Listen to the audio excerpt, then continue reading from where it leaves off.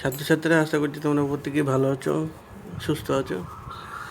তো দেখো, আমরা আজকের ভিডিওতে যে বিষয়গুলি আলোচনা নিয়ে করবো সেগুলো একটু ভালো করে মন দিয়ে দেখো। গত ভিডিওতে আমরা ম্যাট্রিক্সের নিয়ে আলোচনা করেছিলাম, তারপর ডিটারমিনেন্ট নিয়ে আলোচনা করেছি। আবার আমরা ম্যাট্রিক্সে ফিরে এসেছি। ম্যাট্রিক্সের আমরা কোফ্যাক্টর কী করে বের করা হয়, মাইনর কী করে বের করা হয়, সেটা আমরা শিখে গেছি। আজকে শিখব অ্যাডজয়েন্ট ও অনন্য ম্যাট্রিক্স। ধরো একটা ম্যাট্রিক্স ই আছে 2 5 7 8। তার মানে যদি এই প্রত্যেকটা এলিমেন্ট জানাগুলোকে প্রত্যেকটা এলিমেন্টে আমি কোফ্যাক্টর যদি বার করি এবং সেই ম্যাট্রিক্সটার নাম, তাহলে কোফ্যাক্টরটা বের করে সেগুলো আবার ম্যাট্রিক্স আকারে লিখছি। দেখো 2 এর কোফ্যাক্টর 8, এবং আমরা কোফ্যাক্টর বার করার জন্য যে চিহ্নটা জানি প্রত্যেকে প্লাস মাইনাস মাইনাস প্লাস। এটা সেকেন্ড অর্ডার ম্যাট্রিক্সের ক্ষেত্রে কোফ্যাক্টর বার করার ক্ষেত্রে যে চিহ্নটা প্রথমটা প্লাস তারপরটা মাইনাস, তাহলে -7। আবার যদি 7 এলিমেন্টের কোফ্যাক্টর বার করে তাহলে সেটা 5, দ্যাট ইজ -5, আর 8-এর কোফ্যাক্টর 2। তাহলে দেখো, কোফ্যাক্টর বার করা তো নিয়ম প্রত্যেকে মনে হচ্ছে 2 এর কোফ্যাক্টর বার করলে 2 এর করসপন্ডিং রো আর কলাম বাদ দিলে যেটা পড়ে থাকবে 8। সিমিলারলি 5-এর কোফ্যাক্টর যদি বার করি তার করসপন্ডিং রো কলাম বাদ দিয়ে পাচ্ছি -7। 7-এর কোফ্যাক্টর বার করলে তার করসপন্ডিং রো কলাম বাদ দিয়ে 5, এবং 8-এর একইভাবে 2। তাহলে এটা বেরিয়ে গেল পি। এটা ম্যাট্রিক্স, সেটা নাম দিলাম বি। মানে বিটা যদি আমি ট্রান্সপোজ করি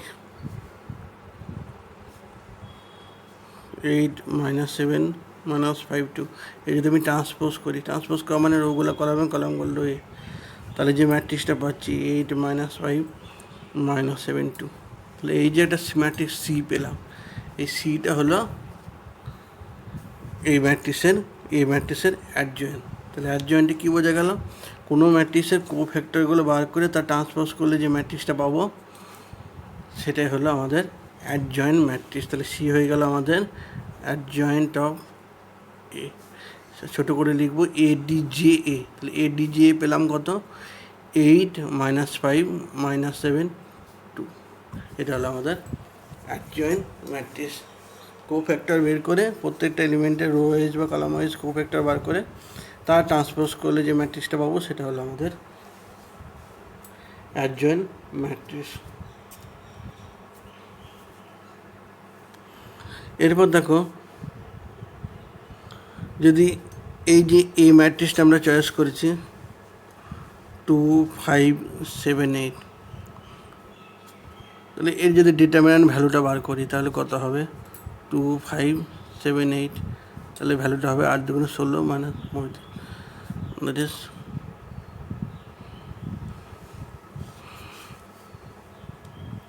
-9 নট ইকাল টু 0। তার মানে ডেটে নট ইকাল টু 0 মানে আমরা এটা কি একটা নন সিঙ্গুলার ম্যাট্রিক্স। এটা আমরা আগের দিন আলোচনা করেছি। তাহলে এই একটা ম্যাট্রিক্স, তার ডিটারমিনেন্ট ভ্যালুটা বার করে দেখলাম সেটা নন সিঙ্গুলার। এখন অ্যাডজয়েন্ট এ বাই ডেটে এটাকে বলা হচ্ছে আমাদের রেসিপ্রোকাল ম্যাট্রিক্স। এটাকে বলা হচ্ছে রেসিপ্রোকাল ম্যাট্রিক্স বা অনন্য ম্যাট্রিক্স কার? এ। তাহলে এর রেসিপ্রোকাল ম্যাট্রিক্স বার করা অ্যাডজয়েন্ট এ বাই ডেটে, এটাকে বলা হচ্ছে এই ম্যাট্রিক্সের রেসিপ্রোকাল ম্যাট্রিক্স বা অনন্য ম্যাট্রিক্স। তাহলে কী দাঁড়ালো? তাহলে এ সমান কী বেরোচ্ছে? 1/ডেটে। ডেটে কত বেড়েছে? -1/19 ইন্টু অ্যাডজয়েন্টে আমাদের বেরিয়ে যাচ্ছে দেখো কত? 8 -5 -7 2। তাহলে এটা বেরিয়ে গেল আমাদের রেসিপ্রোকাল অফ এ সমান 1/ডেটে ইন্টু অ্যাডজয়েন্টে। তাহলে এটা আমাদের হয়ে গেল অনন্য ম্যাট্রিক্স বার করার একটা নিয়ম। তাহলে অ্যাডজয়েন্ট এ বাই ডেটে এটাকে বলা হচ্ছে অনন্য ম্যাট্রিক্স। আর এই ম্যাট্রিক্সের কোফ্যাক্টর বার করে তা ট্রান্সপোজ করে যেটা পাবো সেটা হলো অ্যাডজয়েন্ট ম্যাট্রিক্স। এবার দেখো, আমরা আলোচনা করব। দেখো, ইনভার্স ম্যাট্রিক্স কোনটা? যদি এ ও বি দুটো এমন একটা ম্যাট্রিক্স পাওয়া যাচ্ছে যে A B equal to B A equal to I, I হলো আমাদের ইউনিট ম্যাট্রিক্স, তাহলে সেক্ষেত্রে বলবো বিটা হলো এর ইনভার্স, মানে বি ইকাল টু ইনভার্স, অথবা উল্টোভাবে বলা যায় এটা বি এর ইনভার্স। ঠিক আছে, তাহলে এ ও বি দুটো ম্যাট্রিক্সের মাল্টিপ্লিকেশনটা অবশ্যই ইউনিট ম্যাট্রিক্স হতে হবে, তাহলে সেক্ষেত্রে আমরা ইনভার্স ম্যাট্রিক্স পাবো। ইউনিট ম্যাট্রিক্সটা সেটা ডিপেন্ড করছে আমাদের ম্যাট্রিক্সের অর্ডার ওপর, যদি সেকেন্ড অর্ডার হয় তাহলে ইউনিট ম্যাট্রিক্সও সেকেন্ড অর্ডার হবে, যদি এবি ম্যাট্রিক্স থার্ড অর্ডার হয় সেক্ষেত্রে ইউনিট ম্যাট্রিক্স থার্ড অর্ডার হবে। এবার দেখো এ ইন্টু অ্যাডজয়েন্ট এ সমান অ্যাডজয়েন্ট এ সমান ডেট ইন্টু আই, এই সূত্রটা মাথায় রাখতে হবে। এই সূত্রে যদি আমি এ ইনভার্স বার করি তাহলে দেখা যাচ্ছে 1/mod এ ইন্টু অ্যাডজয়েন্ট এ, তাহলে 1/ডেটে ইন্টু অ্যাডজয়েন্ট এ, দেখো 1/ডেটে অ্যাডজয়েন্ট এ আর একবার বেরিয়েছে রেসিপ্রোকালের ক্ষেত্রে, তার মানে এই রেসিপ্রোকাল ম্যাট্রিক্স আর ইনভার্স ম্যাট্রিক্স একই জিনিস, রেসিপ্রোকাল ম্যাট্রিক্স আর ইনভার্স ম্যাট্রিক্স একই জিনিস। তাহলে সেক্ষেত্রে রেসিপ্রোকাল ইনভার্স যেহেতু একই হয়ে গেলো, তাহলে ইনভার্স বার করার সূত্র হলো 1/ডেটে ইন্টু অ্যাডজয়েন্ট। মুখের দিকে তাক। এই ইনভার্সের ক্ষেত্রে বিশেষ দুটো নোট আছে, বিশেষ করে জিনিস মনে রাখতে হবে, এই ইনভার্স তখনই এক্সিস্ট হবে যখন ডেটে নট ইকাল টু জিরো হবে। ডেটে নট ইকাল জিরো মানে অবশ্যই এটাকে আমাকে নন সিঙ্গুলার হতে হবে, মানে সিঙ্গুলার হলে আমাদের এই ইনভার্সটা এক্সিস্ট করবে না। যেহেতু এই ইনভার্স মানে কি 1/ডেটে ইন্টু অ্যাডজয়েন্ট অফ এ, সেক্ষেত্রে যদি ডেটে জিরো হয়ে যায় তাহলে এটা আনডিফাইন্ড হয়ে যাচ্ছে, তার মানে এই ইনভার্স এক্সিস্ট করছে না।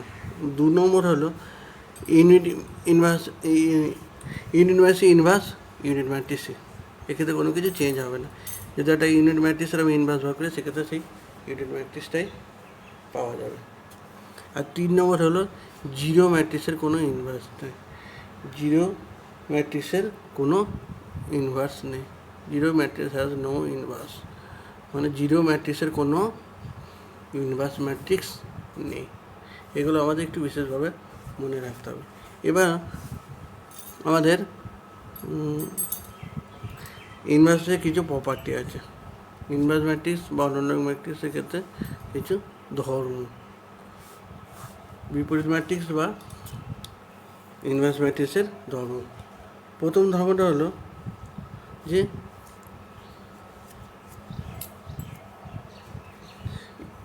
যে কোনো ম্যাট্রিক্সের একটা মাত্রই ইনভার্স থাকবে, দুটো হবে না। এই যদি একটা ম্যাট্রিক্স চয়েস করি তাহলে ওর একটা ইনভার্স এ ইনভার্স, এক্ষেত্রে অর্থাৎ ইউনিক, মানে দুটো পাওয়া যাবে না। 2 নম্বর হলো কোনো ইনভার্স ম্যাট্রিক্সেরই যদি ইনভার্স বার করি তাহলে মূল ম্যাট্রিক্সটাই চলে আসবে। ধরো এই একটা ম্যাট্রিক্স, তার যদি ইনভার্স এ ইনভার্স, তার যদি আবার ইনভার্স বার করি তাহলে সেক্ষেত্রে মূল ম্যাট্রিক্সটাই চলে আসবে। 3 নম্বর হলো কোনো ম্যাট্রিক্সে ট্রান্সপোজ করে তার ইনভার্স বার করে, যা ইনভার্স বার করে তার ট্রান্সপোজ বার করা তাই, অর্থাৎ এই একটা ম্যাট্রিক্স তার ট্রান্সপোজ করে যদি ইনভার্স বার করি, ইনভার্সের সূত্র অনুযায়ী যে ভ্যালু পাবো এই ইনভার্স বার করে তার ট্রান্সপোজ করলেও সেই একই ভ্যালুই পাবো। 4 নম্বর গুণের ক্ষেত্রে ইনভার্সের সূত্রটা এরকম, A B whole inverse equal to B inverse A inverse, এটা মাথায় রাখতে হবে। এই হলো আমাদের ইনভার্সের কিছু ধর্ম। এরপর হচ্ছে অর্থোগোনাল ম্যাট্রিক্স, অর্থোগোনাল বা লম্ব ম্যাট্রিক্স, অর্থোগোনাল ম্যাট্রিক্স বা লম্ব ম্যাট্রিক্স। লম্ব ম্যাট্রিক্স কীরকম, ধরি এই একটা ম্যাট্রিক্স, তাহলে এ আর এ ট্রান্সপোজের গুণফল যদি আই হয় তাহলে সেক্ষেত্রে এই ম্যাট্রিক্সটাকে আমরা বলবো লম্ব ম্যাট্রিক্স বা অর্থোগোনাল ম্যাট্রিক্স। এ আর এ ট্রান্সপোজের গুণফলটা ইউনিট ম্যাট্রিক্স হতে হবে, তাহলে সেটাকে বলবো লম্ব ম্যাট্রিক্স। এই লম্ব ম্যাট্রিক্সের আবার দুটো ভাগ আছে, একটা হলো প্রপার অর্থোগোনাল ম্যাট্রিক্স, মানে প্রকৃত অর্থোগোনাল ম্যাট্রিক্স, এটা হচ্ছে ইমপ্রপার অর্থোগোনাল ম্যাট্রিক্স মানে অপ্রকৃত। প্রপার বা যথার্থ ক্ষেত্রে বাড়তি জিনিস যেটা থাকবে সেটা ডেটে, মানে এ ম্যাট্রিক্সের ডিটারমিনেন্ট ভ্যালুটা যদি 1 হয় তাহলে সেক্ষেত্রে সেটাকে বলবো যথার্থ বা প্রকৃত লম্ব ম্যাট্রিক্স। আর যদি ডেটের ভ্যালুটা যদি -1 হয় তাহলে সেক্ষেত্রে আমরা এটা বলবো ইমপ্রপার অর্থোগোনাল ম্যাট্রিক্স। এই ট্রান্সপোজ আই হলে লম্ব ম্যাট্রিক্স বলা হবে। এবার দ্বিতীয় যেটা টেস্ট করতে হবে সেটা হলো ডিটারমিনেন্ট অফ এ। ডিটারমিনেন্টের ভ্যালু যদি 1 হয় তাহলে সেটাকে বলবো প্রকৃত লম্ব, আর যদি ডিটারমিনেন্টের ভ্যালু -1 হয় তাহলে সেটাকে বলবো অপ্রকৃত লম্ব ম্যাট্রিক্স। দেখো আমাদের একটা ম্যাট্রিক্স দিয়েছে যে A ইনভার্স 1 বলে দিয়েছে 3 1 - 1 2, এখান থেকে A বার করে দিয়েছে। তাহলে A ইনভার্স থেকে এ বার করার একটাই সূত্র, আমরা ধর্মটা শিখে এসেছি যে ইনভার্সের ইনভার্স হলো মূল ম্যাট্রিক্স। তাহলে A ইনভার্সের যদি আমি আবার বিপরীত ম্যাট্রিক্স বা A ইনভার্স বার করি তাহলে সেক্ষেত্রে আমরা A পেয়ে যাব। তার জন্য আমাদের দরকার কি, কারণ তার মধ্যে দরকার আমাদের ডিটারমিনেন্ট অফ A ইনভার্স, মানে A ইনভার্সের ডিটারমিনেন্ট ভ্যালুটা, আর কি থাকবে অ্যাডজয়েন্ট অফ A ইনভার্স, মানে A ইনভার্সের অ্যাডজয়েন্ট ভ্যালুটা। তাহলে ডিটারমিনেন্ট অফ A ইনভার্সের ভ্যালুটা দেখো আমাদের 7 বেরিয়েছে, এবং প্রত্যেকের কো ফ্যাক্টর করে যেমন করে আমরা অ্যাডজয়েন্ট বার করি, তাহলে অ্যাডজয়েন্ট অফ A ইনভার্স বেরোলো 2 - 1 1 3। এবার আমরা জানি ওই A ইনভার্স অফ ইনভার্স মানে A, তাহলে A ইনভার্সের ইনভার্স মানে 1/ডেট A inverse into adjoint A inverse. তাহলে অ্যাডজয়েন্ট A ইনভার্সের মান বেরিয়ে গিয়েছে, দেখো ডেট ইনভার্সের মান বেরিয়ে গেছে, এটাই হয়ে গেল আমাদের E ম্যাট্রিক্স। এইরকম ধর্ম ব্যবহার করে এরকমভাবে অনেক অঙ্ক আছে যেগুলো মাথায় রাখতে হবে এই ধর্ম ব্যবহার করে। এবার থেকে আমরা কোএফিসিয়েন্ট ম্যাট্রিক্স বা সহগ ম্যাট্রিক্স। সহগ ম্যাট্রিক্সটা কি, ধরো একটা সমীকরণ আছে A1x plus B1y equal to C1, A2x plus B2y equal to C2। এই ধরনের ম্যাট্রিক্সের ক্ষেত্রে যদি কোএফিসিয়েন্ট বা সহগ ম্যাট্রিক্স বলি, তাহলে সহগ ম্যাট্রিক্সটা হবে ঠিক যেমন আমরা ডিটারমিনেন্টে XYকে এলিমিনেট করে ম্যাট্রিক্স বার করেছিলাম, ডিটারমিনেন্ট বার করেছিলাম, এক্ষেত্রেও তাই A1 B1 A2 B2। এটা হলো আমাদের, এটাকে বলে কোএফিসিয়েন্ট ম্যাট্রিক্স। এক্স আর ওয়াই এর কোএফিসিয়েন্টগুলো ম্যাট্রিক্স আকারে লেখাটাই হলো সহগ ম্যাট্রিক্স বা কোএফিসিয়েন্ট ম্যাট্রিক্স। আরেকটা আছে অগমেন্টেড ম্যাট্রিক্স। অগমেন্টেড ম্যাট্রিক্সটা কিছু না, কোএফিসিয়েন্ট ম্যাট্রিক্সের সাথে আমি যদি কনস্ট্যান্ট ভ্যালুগুলো এন্ট্রি করে দিই তাহলে সেক্ষেত্রে যে ম্যাট্রিক্সটা পাবো সেটাই হলো আমার অগমেন্টেড ম্যাট্রিক্স। তাহলে A1 B1 A2 B2 তার সাথে C1 C2, তাহলে এটা হলো আমাদের অগমেন্টেড ম্যাট্রিক্স। পরবর্তী যে পর্যায়ে আলোচনা করব, যেমন আমরা ডিটারমিনেন্টের ক্ষেত্রে সমীকরণ সমাধান করা শিখে এসেছি, সেরকম ম্যাট্রিক্সের ক্ষেত্রেও সমীকরণ সমাধান আমাদের আছে। যেমন একটা সমীকরণ A1x plus B1y plus C1z সমান D1, A2x plus B2y plus C2z সমান D2, আর A3x plus B3y plus C3z সমান D3। এখন যদি এটাকে এই সমীকরণটাকে আমি ম্যাট্রিক্স আকারে লিখি তাহলে কীরকম দাঁড়াচ্ছে, A1 B1 C1, A2 B2 C2, A3 B3 C3, XYZ D1 D2 D3। এটা হলো ম্যাট্রিক্স আকারে লেখা, অর্থাৎ এটা আমাদের ছিল এ, এটাকে যদি ক্যাপিটাল এক্স মনে করি, আর এটা ছিল আমাদের বি। তাহলে এই যে এ এক্স ইকাল টু বি, এটা হলো আমাদের ম্যাট্রিক্স আকারে লেখা। মানে একটা সমীকরণকে ম্যাট্রিক্স মেথড লিখতে বললে আকারটা হলো এ এক্স ইকাল টু বি। আচ্ছা, এই ইকুয়েশনটাকে আমরা যদি ম্যাট্রিক্স আকারে লিখি তাহলে দাঁড়াচ্ছে এরকম। এটাকেই শর্ট ফর্মে বলছে এ এক্স ইকাল টু বি, যেখানে এ হলো A1 B1 C1, A2 B2 C2, আর A3 B3 C3, আর এক্স হলো স্মল XYZ, আর বি হয়ে গেলো আমাদের কনস্ট্যান্ট টার্মটা D1 D2 আর D3।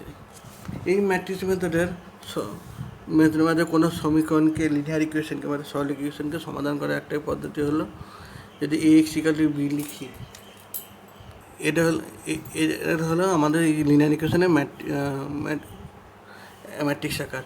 এখন এই ম্যাট্রিক্স আকার থেকে আমি যে সলিউশনটা বার করার পদ্ধতিটা কী করে, আমি যদি উভয় পক্ষে এ ইনভার্স দিয়ে গুণ করে দিই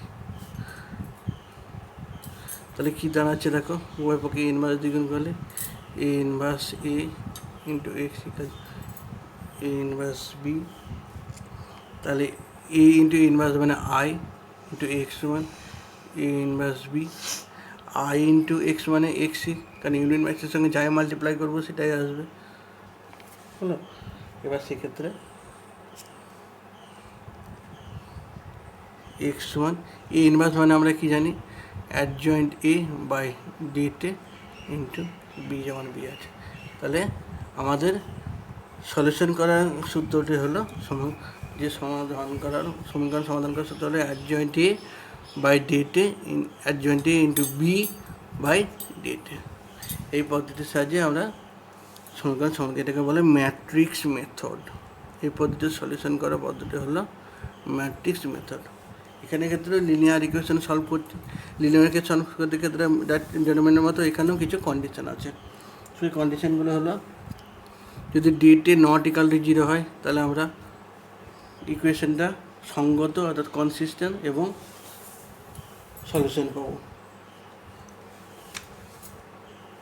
ডিটি নট ইকাল টু 0 হয় তাহলে সেক্ষেত্রে আমরা ইউনিক সলিউশন পাবো, ঠিক যেমন আমরা ডিটারমিনেন্টের ক্ষেত্রে আলোচনা করেছি। এক্ষেত্রে হয়, দ্বিতীয় ক্ষেত্রে ডিটি ইকাল টু 0 আবার অ্যাডজয়েন্ট এ ডট বি, এটাও নট ইকাল টু 0 হলো, ডিটি ইকাল টু 0 হলো কিন্তু adjoint A into dot B not equal to 0 হয়, তাহলে সমীকরণটা ইনকনসিস্টেন্ট মানে অসঙ্গত এবং কোনো সমাধান থাকবে না, না। 3 নম্বর বলা হচ্ছে, যদি ডেটে ইকুয়াল টু 0 এবং adjoint A dot B equal to 0 হয় তাহলে সেক্ষেত্রে সমীকরণটা সঙ্গত এবং অনেক সমাধান রয়েছে। তাহলে ম্যাট্রিক্স মেথডের সলিউশন ক্ষেত্রে আমাকে এই 3টে জিনিস মাথায় রাখতে হবে। যদি ডেটে নট ইকাল 0 হয় তাহলে ইউনিক সলিউশন থাকবে। এরকম দেখা যায় ডেটে equal to 0 but adjoint A into dot B এগুলো নট ইকাল 0, তাহলে সেক্ষেত্রে কোনো সমাধান থাকছে না, অর্থাৎ সমীকরণটা অসঙ্গত হয়ে যাচ্ছে। আর যদি ডেটে equal to 0 but adjoint A B also 0, তাহলে সেক্ষেত্রে বলবো সমীকরণটা সঙ্গত এবং অনেক সমাধান রয়েছে। এই হলো ম্যাট্রিক্স মেথড নিয়ে আলোচনা। এবার ম্যাট্রিক্স মেথডে একটা আমরা অঙ্ক দেখো, খুবই সোজা অঙ্ক। 3x - 4y = 7, 9x - 12y = 16। এই সমীকরণটাকে যদি আমি ax = b এই আকারে লিখি তাহলে এ হচ্ছে আমার 3 - 4 9 - 12 এবং x y b সমান কনস্ট্যান্ট টার্মটা আমরা দেখেছি। এবার প্রথমে যেটা আমাদেরকে বার করতে হবে ডিটি, দেখো ডিটি = 0 চলে এসেছে। তাহলে ডিটি = 0 এসে মানে আমি পরে সলিউশনটা বার করার সূত্র হলো x = a ইনভার্স b। এখন আমাকে আর একটা জিনিস টেস্ট করে দেখতে হবে কি, এটা কি ইনকনসিস্টেন্ট, ডিটি = 0 হলে ইনকনসিস্টেন্ট হওয়ার একটা চান্স আছে, কিন্তু তার আগে আমাকে আর একটা জিনিস দেখতে হবে অ্যাডজয়েন্ট এ ইন্টু বি সমান কত আসছে, অ্যাডজয়েন্ট এ ইন্টু বি সমান কত আসছে এটাই আমাদেরকে ফাইনাল বলবে। শুধু ডিটি = 0 এলেই আমরা কোনো ডিসিশন নিতে পারবো না, কারণ সেক্ষেত্রে আমাকে অ্যাডজয়েন্ট এ ইন্টু বি এর মাল্টিপ্লিকেশনটা কত আসছে। তো অ্যাডজয়েন্ট এ মানে ঠিক একইভাবে এ ম্যাট্রিক্সটা তার কোফ্যাক্টর করে ট্রান্সপোজ করলে যেটা পাবো সেটা হলো অ্যাডজয়েন্ট ম্যাট্রিক্স, এবং তার সঙ্গে যদি বি মাল্টিপ্লাই, বি মানে আমাদের কনস্ট্যান্ট ম্যাট্রিক্সটা, এটা 7 16, এটা যদি মাল্টিপ্লাই করে আসছে দেখো -20 -15, তার মানে এই ম্যাট্রিক্সটা অবভিয়াসলি নাল ম্যাট্রিক্স নয়, মানে নট ইকাল টু 0।